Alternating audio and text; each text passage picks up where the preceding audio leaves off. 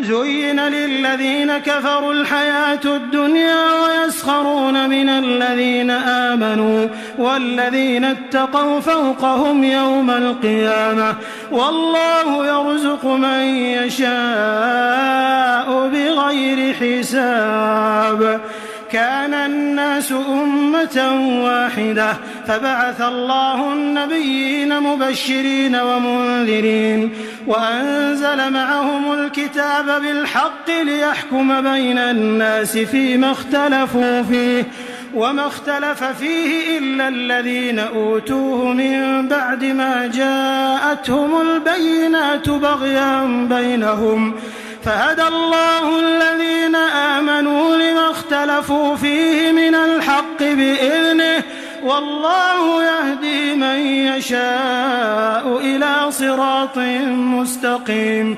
أم حسبتم أن تدخلوا الجنة ولما يأتكم مثل الذين خلوا من قبلكم مستهم البأساء والضراء وزلزلوا حتى يقول الرسول والذين آمنوا معه متى نصر الله ألا إن نصر الله قريب.